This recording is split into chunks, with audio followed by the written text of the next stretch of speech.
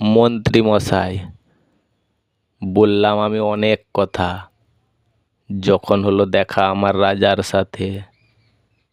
কালো চশমা চোখে রাজার ছেলে যাচ্ছিল সেই পথে। পরে জানতে পারলাম দেখা করতে যায় আরেকটা রাজার মেয়ের সাথে। প্রজারা দুই রাজার ছেলে ও মেয়ের দিকে শুধু তাকিয়েই থাকে।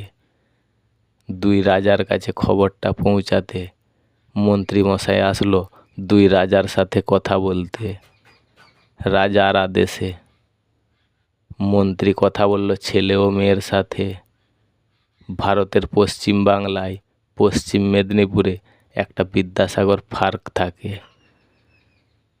মন্ত্রী মশাই আসলো ছেলে ও মেয়ের সাথে সেই পার্কে কথা বলতে। মন্ত্রী মশাইয়ের বাণী কেউ পারবে না আটকাতে, প্রচুর ক্ষমতা থাকে নাকি ভালোবাসাতে। মন্ত্রী মশাইয়ের প্রচুর বুদ্ধি, পার্কে আসতে ও যেতে পড়তে সব কিছু ব্যবস্থা করলো বিনা ভাড়াতে। কিন্তু খরচা প্রচুর কম হতো শুধু যাতায়াতে।